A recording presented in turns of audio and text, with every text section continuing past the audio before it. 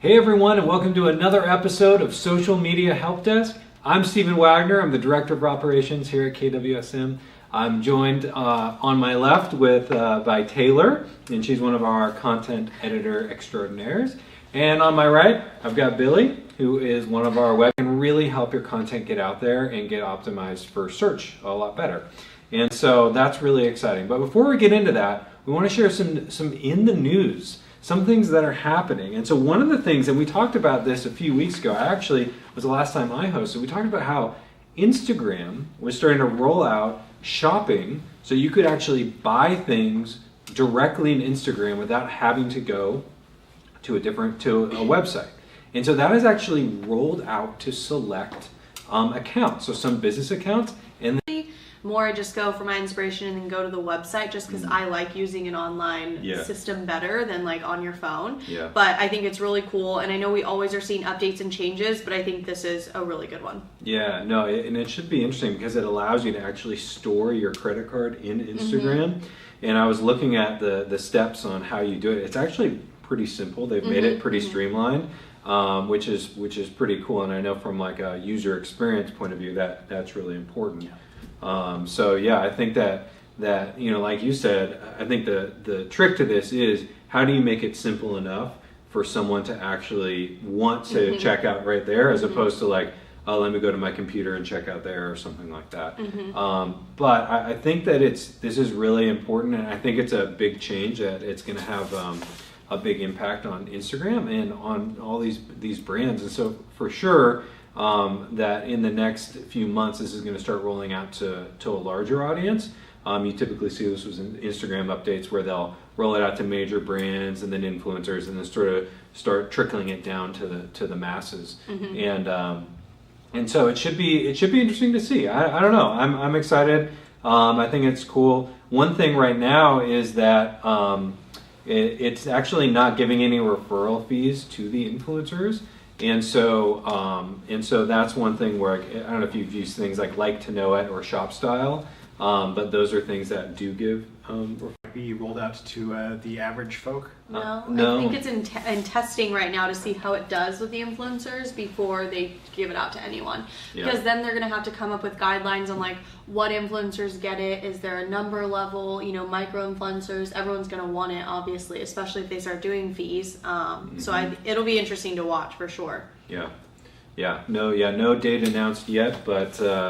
I don't know. I'd guess probably in the next 6 months you probably see it, assuming that it goes well, right? Well, I want it to happen now. I've got some t-shirts. Like a hairstylist, for example. If you follow a hairstylist on Facebook or on Instagram, there's a feature now where you can like book an appointment directly through Facebook or Instagram. So again, this is going back to Facebook and Instagram. They're trying to keep people within the app. They don't want people leaving. They don't want people going to the websites. They don't want people going to other apps. They want to keep everyone there. I don't know. What do you guys think? Billy, do you think you'd use a feature to book something on Facebook or Instagram, like book an appointment? Yes. No. No. That wouldn't be for you? Walk-in hair appointments, that's about the only thing I'm just not their market. No. But on a nerdy level, I think it's fascinating. Right. Yeah. I really like the idea of it, and I think like my wife would probably use it a ton. I bet you Taylor would use it. But I'm I'm very difficult to advertise to. Yeah. Not the target market not over the here. target All right. market, no. Fair enough. Taylor, would you use it? I think this is perfect, especially for a really high maintenance girl with her hair. I'm someone that I have a hair appointment every 4 weeks, and I hate how much I have to bug my hairdresser to book these things. So I like that there's all these new booking tools. Like right now with my hairdresser, I get an app, it's like through the phone, and she just sends me a text message and we do it all over the phone. So now it's really cool that you can also do that on Instagram. I'd also really like to see this, and it might be a thing. I think it says it's free to any business accounts, but restaurants would be really cool too, because obviously food's huge on Instagram, so that's a really another good one. Yes, I love this. Yeah, no, I agree with you. I think that restaurants, even like gyms booking classes. Oh, that's a good one. we talk, beauty. And they just take over all of these apps, these Yeah. other different apps, like I know. OpenTable and ClassPass, like, Yep. they'll just take it over. I know. Well, that's their goal, right? They're Yeah. trying to take over the world. So I mean, well, people are there already. It doesn't make sense for them to have to go to a different platform. Like, why Right. not just serve them the information that they want where Yeah. they're already at? Yeah, it's pretty incredible. I agree. So that is cool, and that's available now. It's free to everyone. So if you have a business that could use that, has appointments and reservations and things like that, that's a feature you would just need to activate. And if you are interested in the link to that, we can send it to you. Just comment on the video and we can send you that link. And then this third thing in the news is this is a trend that we're seeing, and YouTube is actually going to start rounding the subscriber counts, okay? And so what this means is, and not just publicly, because already publicly the subscriber count is pretty much rounded to the nearest 1,000, but they're also saying that they're going to start doing that internally so that the actual owner of a YouTube channel will not know exactly how many followers that they have or subscribers. There will just be a rounded number. And so this is interesting because Instagram recently said they're going to start hiding likes and followers and things like that. They hid the views on the Instagram stories this year. Yeah. And the number changed, because whereas I would have like 240, now when you just you pull it up and they're all invisible, it's like down to 60. So I don't know how that's changed or what that means, but they're definitely changing. Yeah, and then Twitter is starting to play down engagement rates. And so we're seeing this trend across all social media where they're trying to take the emphasis away from engagement and purely numbers, followers, number of likes, number of comments, things like that, and really trying to focus it into actually creating good quality content that the content creator hopes that people resonate with. And this is interesting because this is actually something we've been saying for as long as we've been in business, which is the numbers don't matter as much as making sure you're creating good content. There's a lot of ways you can trick people to clicking things. Everyone's seeing clickbait, articles, right? Do this to lose 10 pounds, right? Click here or whatever.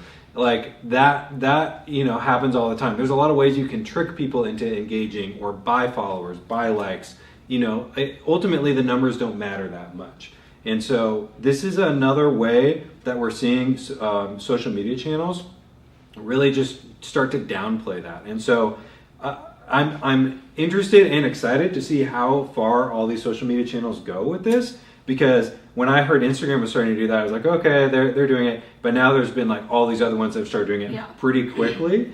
And so I don't know, what do you think about this, Taylor? Because I know on YouTube there was a recent beauty influencer fight. Yes. Right? Everyone, if you're familiar with YouTube and the beauty world, there was the recent James Charles and Tati feud on YouTube, and a big result of it was them losing a bunch of subscribers to their channels.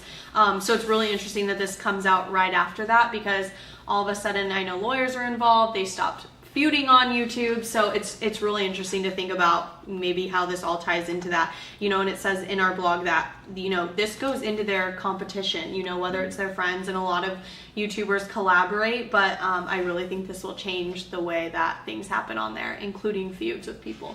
Yeah. Unless they'll happen more because they won't have this set number that they're stuck on. I don't know.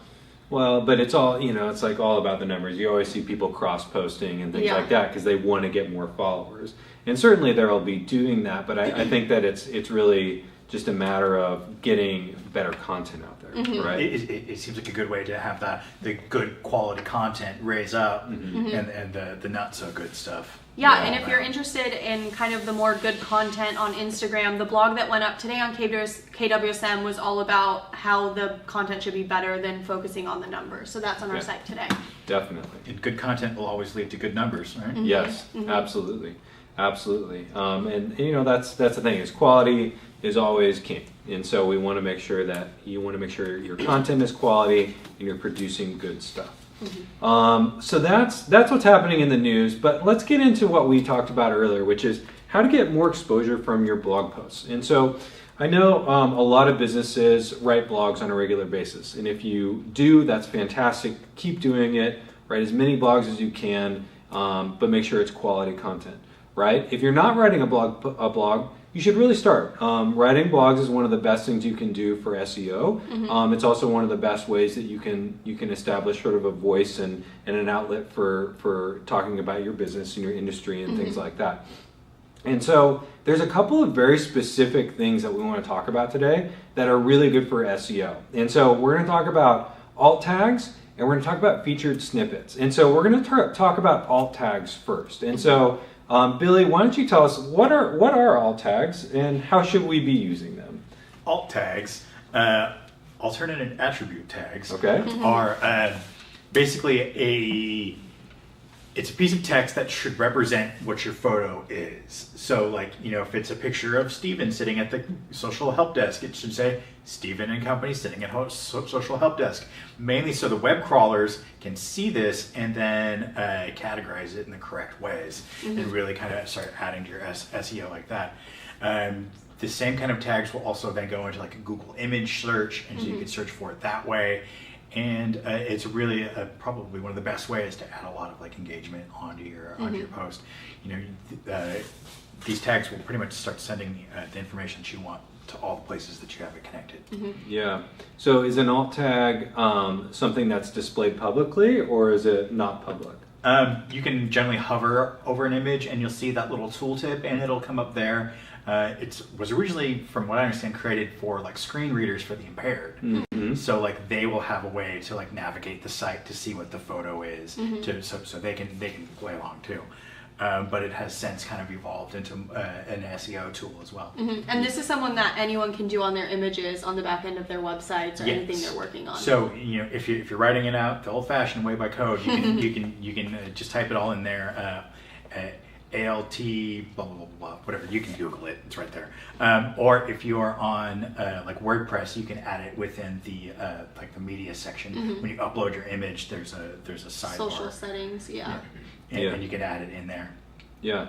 So Taylor, I know you write a lot of blogs for clients and for KWSM. Do you have any tips for strategically what you should be using for alt tags? Yeah, so not so much for alt tags, but more on the images. And we have a lot of great accounts that we can pull stock images from different photographers, and we try not to rotate them. But normally when you are pulling stock images, which a lot of businesses use, they're already named by the photographer. And so sometimes that's something you want to change to be more descriptive. But another thing that we do at KWSM is, while we want to use photos that describe what we're talking about, sometimes we don't want to be over the top obvious. So we try to get creative in that sense as well, and it'll still help your your Google search and whatnot. But definitely keep an eye out for stock images being named after the photographer for credibility. But I don't think there's any rule against changing the alt tags on those for photographers. It depends on the license and where you get it from. Because if they're giving them out free, then they're yours to own. Yeah. And if you're buying them from a licensed distributor. Yeah, and again with images, obviously that can be a tricky road to go down. So definitely check with the license on the image that you're actually using for what you can do there. But definitely buy images. Don't just pull them off Google search if you're going to put them in your blog post, because then you're going to run into some copyright issues. But yeah, so alt tags, definitely use them because they tell Google, it's a way to tell Google what the image is about, right? And so if you want Google to know that image is about a chair or social media help desk or something like that, you got to put that in there. And so in doing so, it's going to give more data and more information to Google, and so Google's going to understand that image on that page is about the topic of that page. But also that's really good.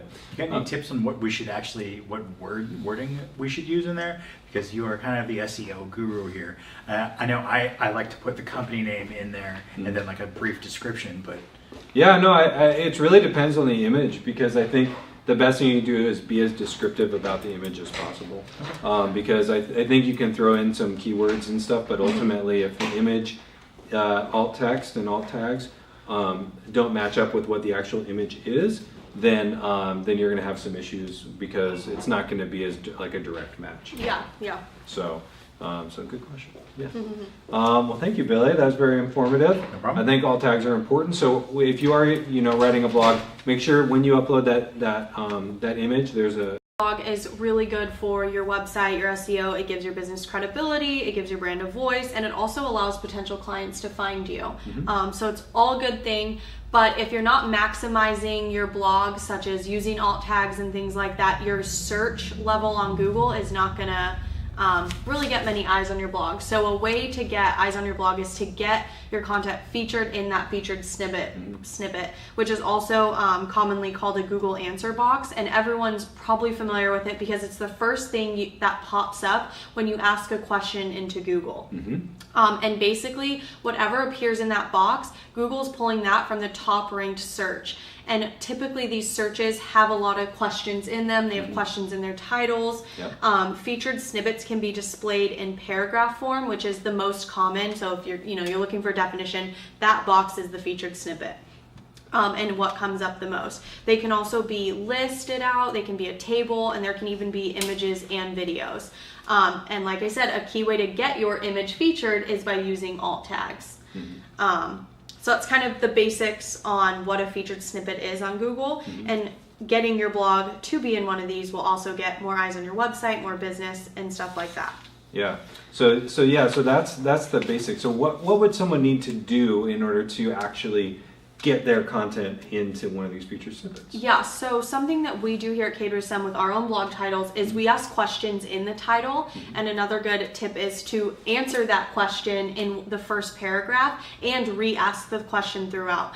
You can also create other questions throughout your content that's easy to read, so Google picks up on that, as well as the images, the alt tags, and SEO keywords, kind of all that back end stuff that you wouldn't think. So while creating good content and writing good content and having good images is important, there's so much that goes into the SEO on the back end that then affects your search results on Google. And so the more you can do on that back end, the higher chances you are to be in that featured snippet. And the featured snippet is the #1 thing that gets shown to anybody that's Googling, a how-to question.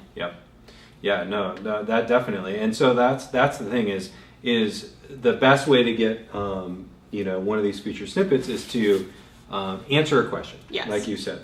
And when you answer that question, right, then you want to put that answer first, pretty much right away, because Google's not going to scan down to the bottom of the thing. You just want to put that right there. And I think one of the things that I really liked in your blog post that you said was use lists as well and number them out. How to do this, right? Oh, first do this, second do this, third do that. And literally list them out, 1, 2, 3, 4, very simply. And then go into more and expand on it in more depth below. Another part on that, if you're going to use list or bullet points, it's a great tool, but don't copy and paste list or bullet points from a doc if you write the blog somewhere else. Use WordPress's formatting system, because using that will also help. Another good key to this is if you have sections in your blog, use heading 2 or heading 3. That also will increase your chance. So instead of just bolding sections, use the heading differences. And all of those little tips and tricks will really up your SEO on Google. Definitely. Yeah, utilizing, it's basically putting coding around that text to make it stand out more in the eyes of Google. And it sounds really complex, but anyone can do it. WordPress and all these backend sites have made it really easy to go in and make these changes and use different heading tags and whatnot. So it's really user-friendly at this point. Yeah, definitely. And I know that we, our website has a variety of feature snippets for a bunch of different questions that we've answered over the years, and we've gone back to popular blog posts and updated those to even try to get those in there. And so it might be a good idea to backlink to those more popular ones as well. Definitely. There's a whole strategy behind it. And so this could be we could spend an hour talking about this, but we really want to introduce the idea, get something for you guys to be thinking about, so that as you are writing your blogs, that you can be a little bit more strategic beyond just writing content. Because obviously you want to create good content, you want to make sure that it does answer the questions properly. But then as you add in some more of those technical elements, like images and doing something like this, we do this every Tuesday, 12:30 Pacific time, live. And so please join us next week. If you want to catch past episodes, you can check us out on YouTube and follow us, subscribe to us there. We won't know you've subscribed to us apparently anymore because YouTube is hiding that, But please do. Also, be sure to follow us on Facebook. Check us out on Instagram. And hope you guys have a great week. If you have questions, please let us know. Comment in the box, and we'll get back to you. All right, everyone. I'll see you next week. Bye.